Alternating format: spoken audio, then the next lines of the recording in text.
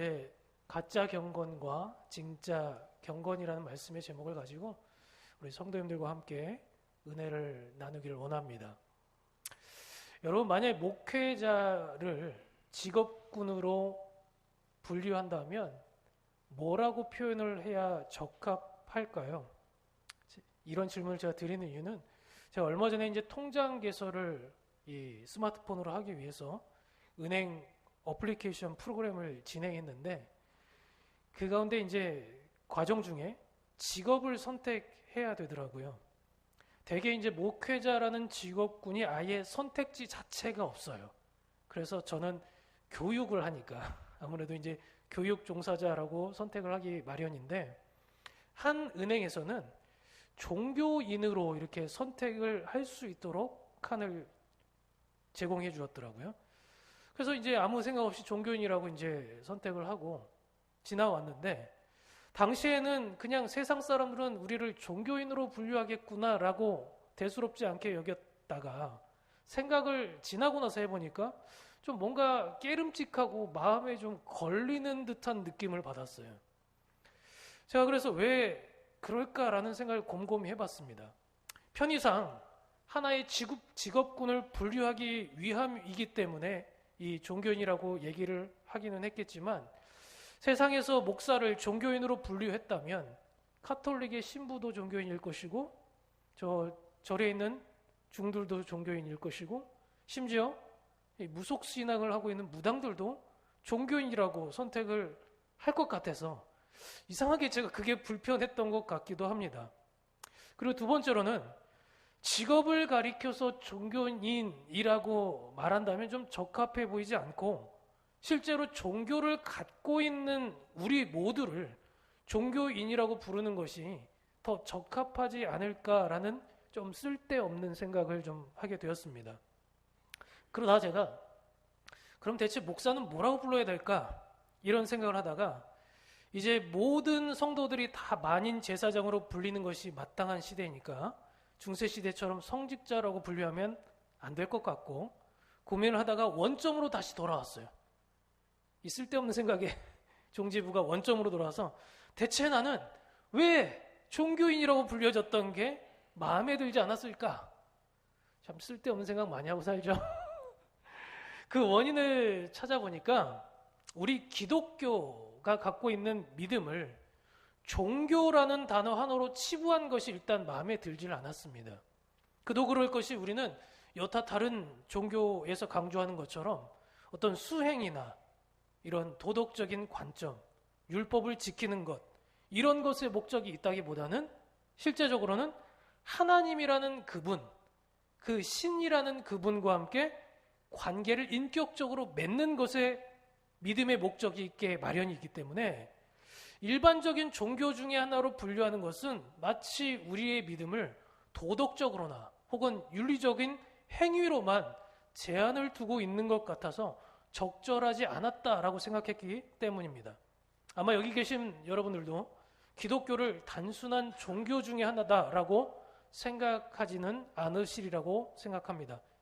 우리는 믿음의 정의를 율법이나 계율을 지키는 것을 넘어서 삶 전체라고 생각합니다. 그리고 그 삶에는 주님과의 인격적인 교제가 있어야 된다라고 하는 것이 여타 종교와는 구별된 이 기독교만의 핵심이라고 저는 생각합니다. 두 번째로, 교회 안에서 이 종교심이라는 단어보다는 선호하는 단어가 있는데, 영적이다 혹은 믿음이 좋다라는 단어를 더 선호하게 됩니다. 그 이유가 있다면, 종교심이라는 단어가 주는 어감이 다소 형식적이고 또 외식하는 듯한 그런 뉘앙스를 담고 있기 때문이죠. 만약에 기도를 종교적 활동이다라고 말을 하면 거부감이 좀 들 텐데, 영적인 활동이다라고 얘기하면 마치 하나님과의 깊은 교제를 설명하는 것 같아서 기분 좋게 들린다라는 거죠. 쉽게 정리하면 영적인 것은 우리의 내면을 강조하는 것 같지만, 종교적이다라고 말을 하면 단지 보여지는 것을, 그리고 또 정해진 것을 반복적으로 하는 것 같은 이 가식이 먼저 생각난다라는 겁니다. 물론 여러분 주일에 예배를 드리려고 이 옆구리에 성경을 끼고 온다든지 아니면 직장이나 집에서 식사하기 전에 식기도를 드린다든지 제자 훈련을 받는다든지 아침에 일어나서 새벽 기도를 한다든지 이 모든 것들이 실은 종교적인 것이지만 그렇기 때문에 이런 것들을 무시하거나 소홀히 여겨도 된다라고 말씀드리고 있는 것은 아닙니다. 제가 요즘에 사실은 기도를 할 때 저는 이제 디스크 환자이다 보니까 평소에도 30분 이상을 오래 앉지를 못합니다. 그래서 이제 근무하시는 환경을 보시는 분들 알겠지만 앉았다 일어났다를 반복하고 그마저도 이제 통증이 계속되면 진통제를 먹거나 아니면 잠시 몸을 쉬거나 움직여야만 제가 일상생활이 가능해요. 이 젊은 놈이 벌써부터 몸이 망가진 게 자랑은 아닌데 제가 이 말씀을 드리는 이유는 뭐냐면 그러다 보니까 제가 하고 싶어도 할 수 없는 것들이 생기더라고요. 그게 뭔가 하면 기도를 오래 앉아서 하고 싶은데 통증이 먼저 오니까 기도하는 자세가 흐트러져요. 결국은 제가 앉아서 기도하기보다는 서서 기도하기를 더 선호하게 되었고 서서 기도하기보다는 걸어서 기도하는 걸 더 선호하게 되었고 걸어서 기도하는 것도 집중력이 흩어질 때는 오해하지 마십시오. 누워서 기도하는 것이 더 저한테는 적합한 기도 방법이었습니다. 모르는 분들이 갑자기 저를 본다면 저 목사가 무슨 누워서 기도를 하고 있냐고 굉장히 경건하지 못한 모습으로 기도하는 저의 모습에 시험이 드실지는 모르겠는데 저는 어쨌든 그 모습조차도 하나님께서는 기분 나빠하지 않을 거라는 믿음의 확신이 있습니다. 왜냐하면 하나님은 모습을 보기보다는 마음을 더 중요하게 여기는 분이시기 때문이죠.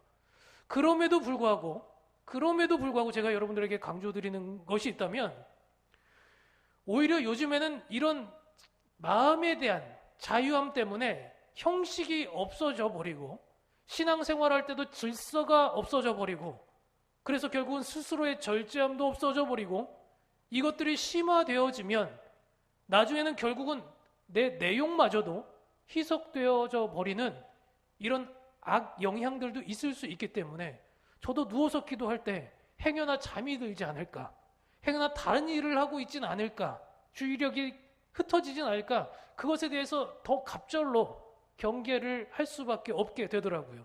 왜냐하면 우리라는 존재는 애초에 죄인이잖아요. 이 죄인의 습성이 뭡니까?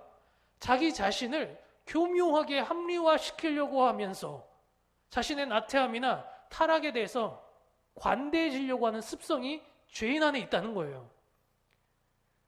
그러나 더불어서 제가 또 강조하고 싶은 것은 이 모든 행위들을 완벽하게 종교적으로 해낸다 할지라도 틀에 박혀서 종교 생활에 머무른 채 실제의 우리의 삶과 분리되어 살아가고 있다면 이런 삶을 가리켜서 영적이다 혹은 믿음이 좋다라고 말할 수는 없을 겁니다.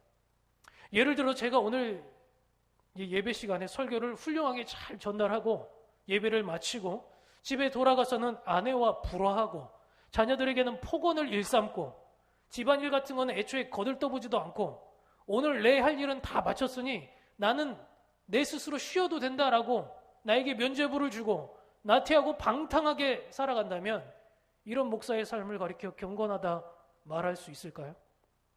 너무 극단적인 예라서 와닿지 않으십니까? 나는 그 정도는 아니니까 괜찮겠지라는 생각이 있으세요? 자, 조금 와닿을 만한 우리 현실적인 얘기를 좀 드려보겠습니다. 내가 옳은 일이라고 생각되면 상대방의 마음이나 상황 따위는 고려하지 않고 내가 옳은 그 이야기를 주저없이 필터링 없이 말과 행동을 하고 스스로를 돌아보기보다는 타인을 평가하고 일상생활에서는 양보라는 것을 찾아보기 어렵고 인간관계 속에서도 내가 이득을 보지 못하는 손해볼 것 같은 관계는 과감히 잘라버리고 주는 것보다는 받는 것을 좋아하고 직장에서도 되도록 일하지 않으려고 하는 나태한 근무 태도를 보이고 사람들 간의 약속 시간을 어기는 것을 습관적으로 반복하는 이런 삶을 살아가는 사람이 있다면 이건 누구나 다 범할 수 있는 것들이잖아요.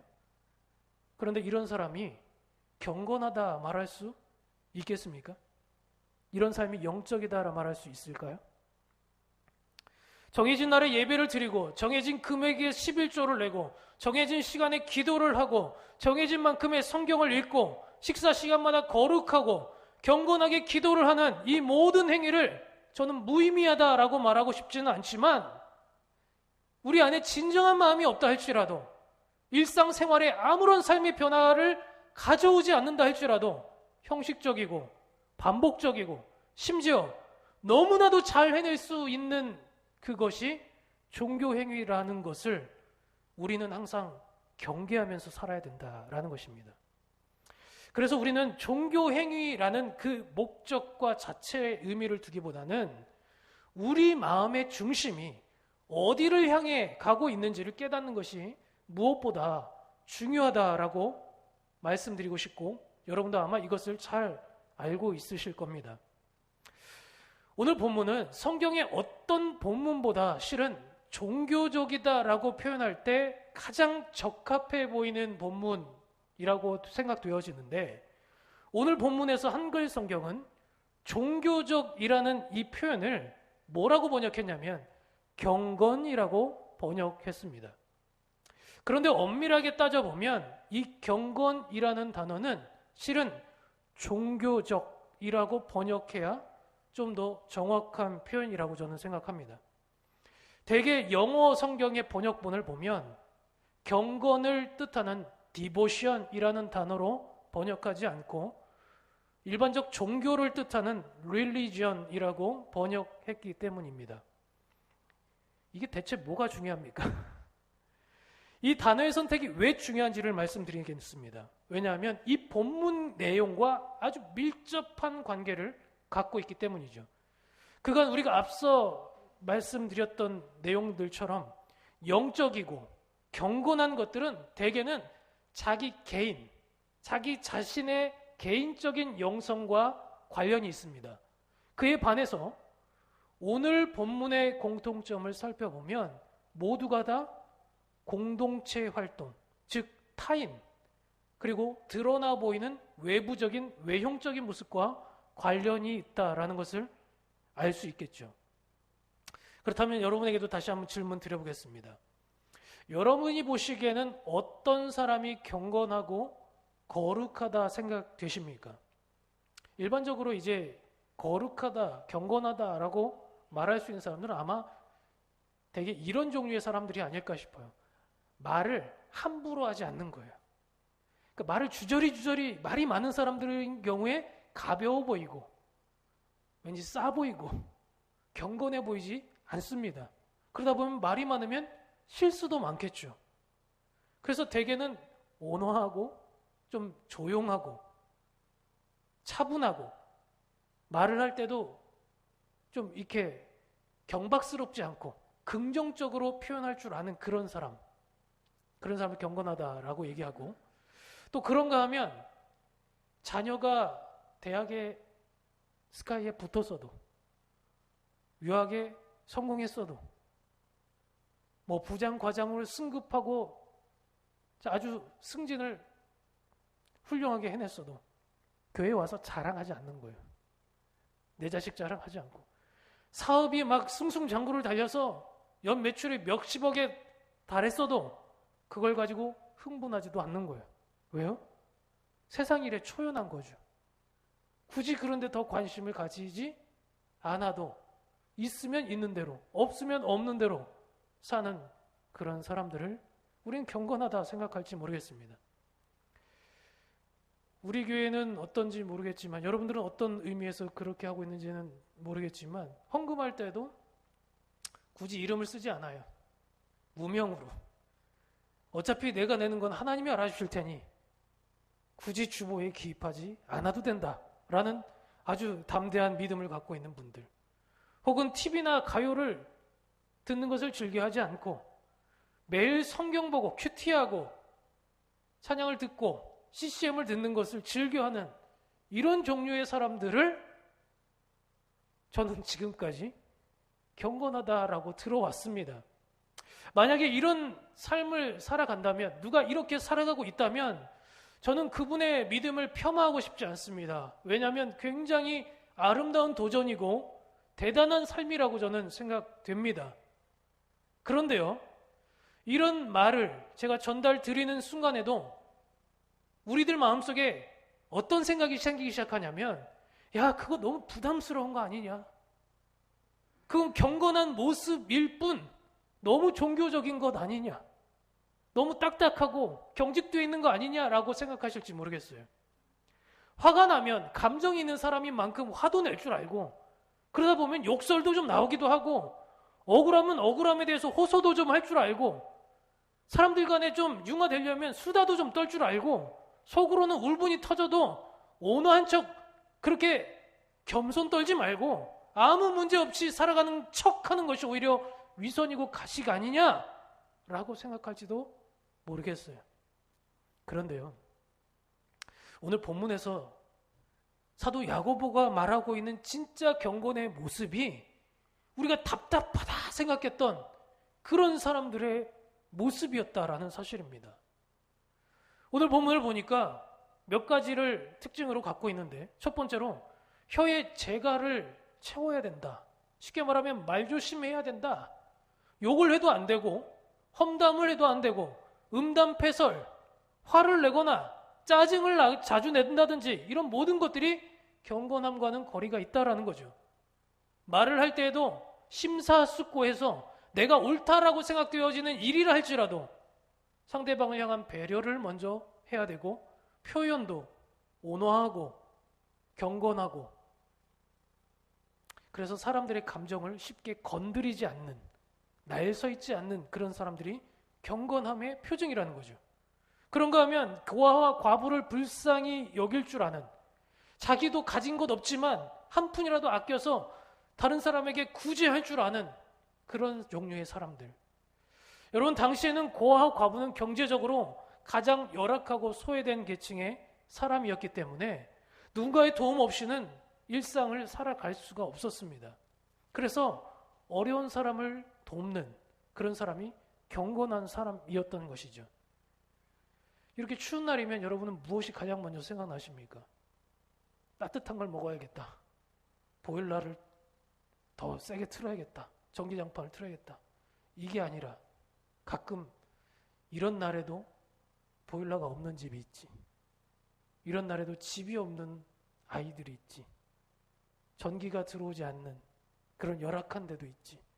이런 생각들을 하면서 마음을 훈훈하게 나눌 수 있는 사람이 경건하다라는 것입니다. 끝으로 자기 자신을 지킬 줄 알아야 되는데, 그것이 무엇인가 하면 세속에 물들지 않는 사람이 경건하다라고 얘기했어요. 여기서 말하는 세속이 곧 세상을 가리킵니다. 세상 일들에 너무 연연하지 않는 것이 경건하다라고 말하고 있는데, 세상의 것들에 너무 애착을 가져서도 안 되고, 세상 일들만 가지고 희열을 느끼고 목적을 향해 달려가서도 안 된다라는 거예요. 그래서 세속의 마음을 뺏기지 않도록 단정하고 검소하게 살아가는 것이 경건한 사람 아니겠습니까? 근데 여기서 우리가 선뜻 동의가 잘 안 나온다는 거예요. 이런 모습들은 우리가 좀 불편하게 생각되어지기도 하고, 좀 과하게 표현하면 다소 역겨워 보기까지도 할 수 있는 경건의 모습과 크게 다르지 않습니다. 그래서 여러분 비슷하게 느껴질지 모르겠지만, 우리가 조금 부정적이고 불편하게 생각하는 틀에 박힌 종교적이라는 단어, 그 모습입니다. 우리는 속으로 그런 사람들을 보면 존경하기보다는 성경책은 저렇게 많이 보면서 세상 물정은 알까? 기도를 저렇게 많이 하는 사람이 집안일은 잘 돌보고 있을까?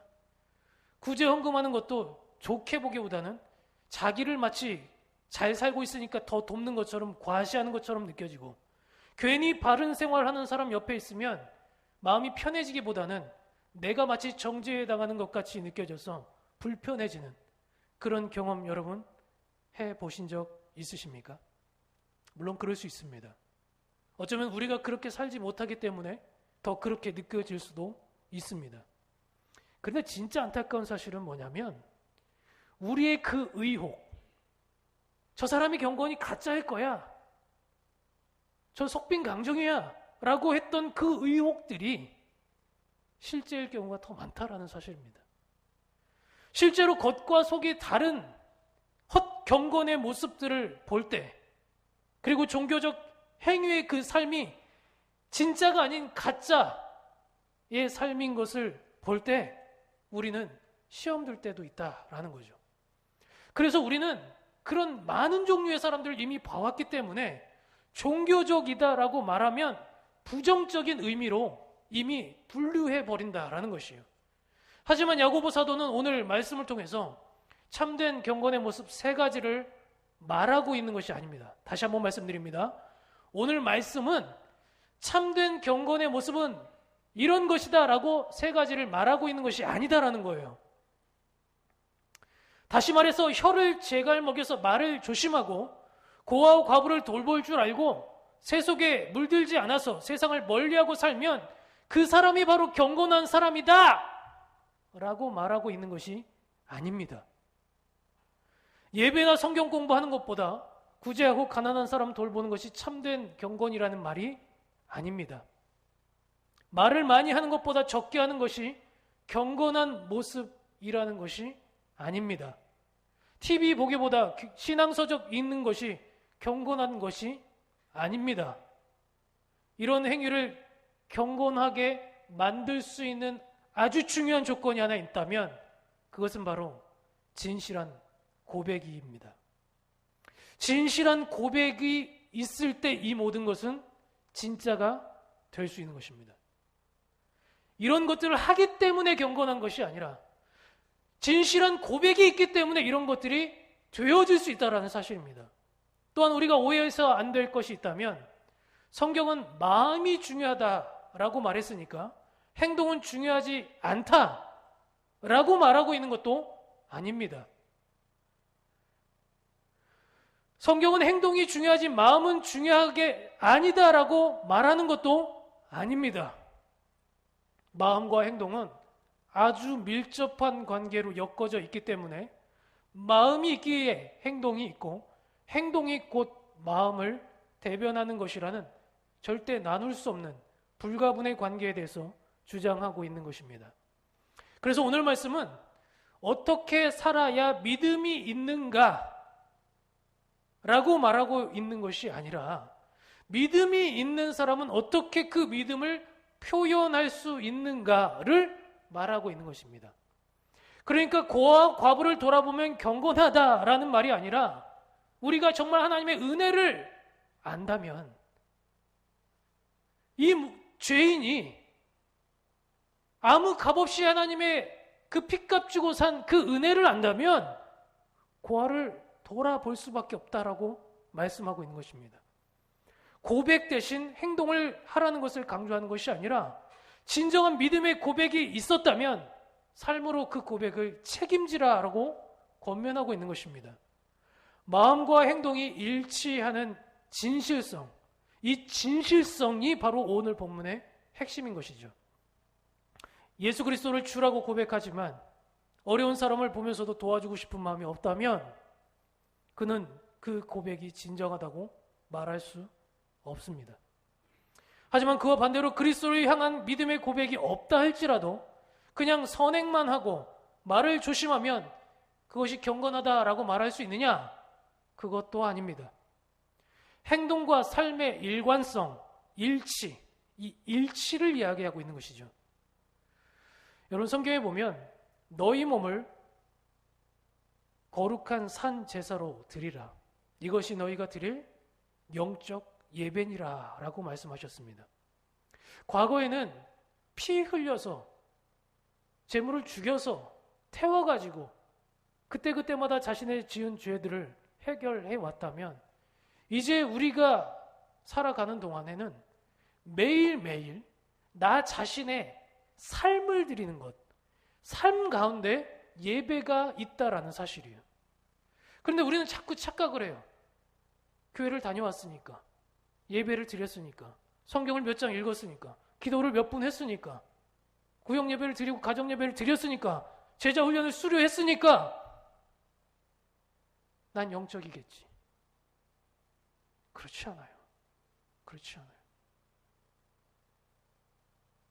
예배를 드리고 집에 돌아가서 나태하고 방탕하게 살아간다면, 예배를 드리고 집에 돌아갔는데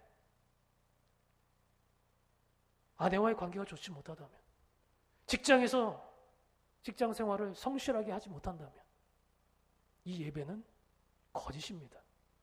우리의 믿음은 가짜라는 사실이죠. 여기에서 이 영적이다, 이 영적 예배다라는 단어에서 이 영적이라는 단어를 일반적으로 쓰는 헬라어가 아닌 특별히 구별된 단어를 사용했는데요. 다른 성경 구절에서도 종종 영적으로 번역되기도 했던 단어입니다. 바로 로기콘이라는 단어입니다. 이 파생어로 영어가 뭐가 이제 태어났냐면 로지컬이 뭡니까? 이 이성적으로 합당한 것, 우리가 생각할 때 상식적인 것, 믿지 않는 사람들도 믿는 사람들도 저렇게 사는 사람들이 바로 믿음이 있는 사람들이지라고 이해가 될 수 있을 만한 모든 것, 이해가 되십니까? 우리들끼리만 너의 믿음 좋다, 이게 아니라 너 성경 많이 읽었으니까 믿음 좋구나, 너 CCM 듣고 있으니까 믿음 좋구나, 예배 많이 드렸으니까 믿음 좋구나가 아니라 세상 밖에 나갔어도 상식적으로 볼 때 야, 믿음 있는 사람은 저래야지 라고 말할 수 있는 그런 삶이 합리적이고 로기콘한 합당한 예배다라는 것입니다. 우리가 구주 예수 그리스도로 말미암아 받을 수 없는 은혜를 받아 새로운 삶을 선물 받았다면 어떻게 살아야 될까요? 정말 우리 그 믿음의 고백이 진정 있었다면 어떻게 살아야 될까요? 대체 어떻게 사는 것이 합당한 삶일까요? 그래서 영적인 것은 신령하고 신비스럽고 마치 보여지지 않는 내면의 것들만 가득한 것들만을 얘기하는 것이 절대 아닙니다.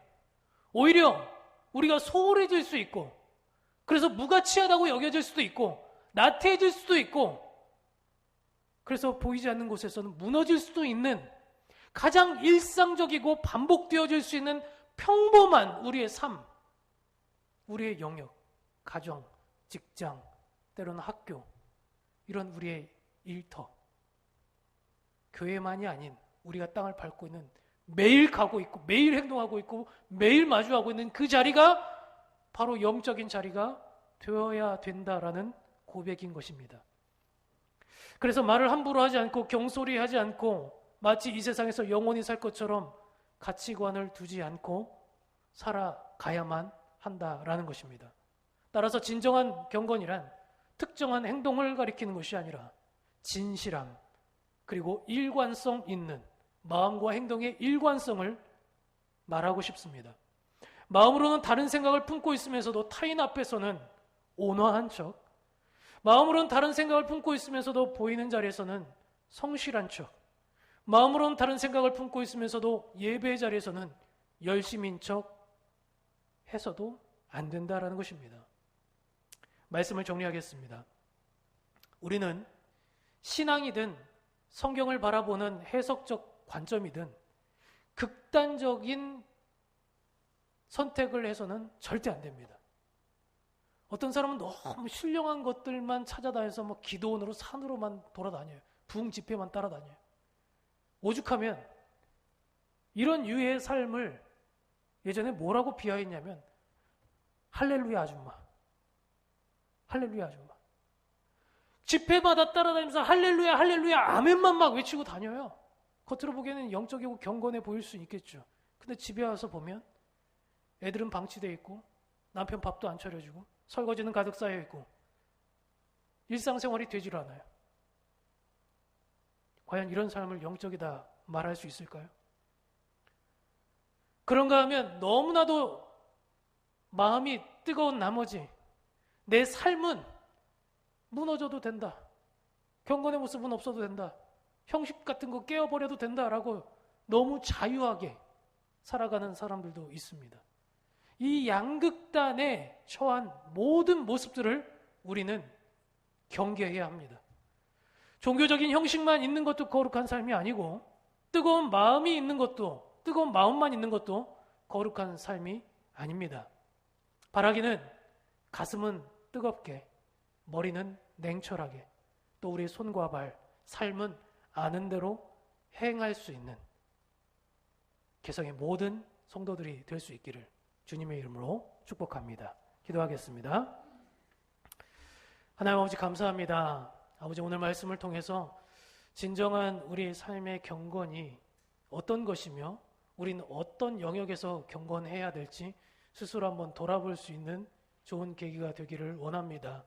하나님 오늘 예배가 끝이 아니라 예배 이후의 삶이 진짜 시작이라는 것을 항상 기억하게 하시고 교회가 존재하는 이유는 이 영적인 삶을 살 수 있도록 훈련하는 공간이라는 것을 늘 기억하며 교회 생활도 물론 잘해야겠지만 세상에 나가서는 더 잘 살아야 되는 우리들의 모습이 되어줄 수 있도록 경건의 일치를 이루는 우리가 될 수 있도록 인도하여 주시옵소서.